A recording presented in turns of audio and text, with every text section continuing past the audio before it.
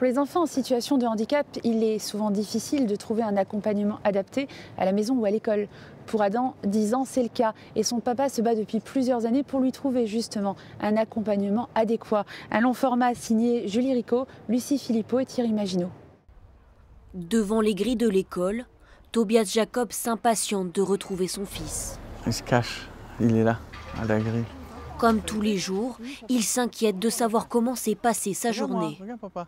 Alors, qu'est-ce que tu as fait ce matin? T'as fait chez l'orthophoniste? T'as été chez l'orthophoniste. Et on va aller manger? On va aller manger? Car Adam, 10 ans, est autiste, mais il ne bénéficie pas d'un accompagnement adéquat dans une structure spécialisée. Alors, faute de place, il patiente depuis 6 ans maintenant. Une attente beaucoup trop longue, avec de lourdes conséquences sur son développement. Et mange doucement, assieds-toi comme il faut. Allez. Il progresserait beaucoup plus vite. Il apprendrait à lire, à écrire. Il serait moins stressé, moins perturbé. Ses parents essayent tant bien que mal de combler ses retards, mais la charge pèse parfois trop lourd pour la famille. La fatigue, c'est une constante chez nous.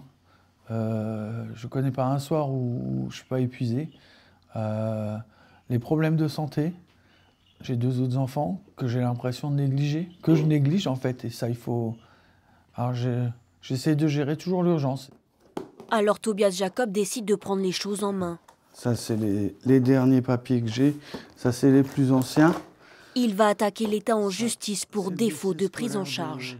J'ai bien essayé de faire des recours, mais quand on joue les règles, l'administration joue la montre, en espérant que l'autisme de mon fils va disparaître tout seul et que ça va aller mieux avec le temps, ou que je vais simplement accepter que mon fils est moins important qu'un autre enfant. Ben non. Mais la procédure a un coût, près de 10 000 €. Alors chaque soir après le travail, Tobias Jacob accroche des affiches dans la ville pour faire connaître l'histoire de son fils. Ça c'est fait.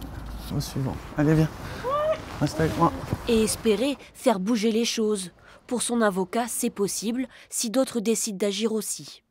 Plus il y aura de monde qui se scandalisera de ça, plus on embêtera l'État à lui compliquer la vie en raison de ses choix, parce que c'est un choix d'ouvrir des places ou de ne pas en ouvrir, plus oui, il y aura un impact. En 2021, près de 10 000 enfants en situation de handicap attendaient une place dans un établissement médico-éducatif.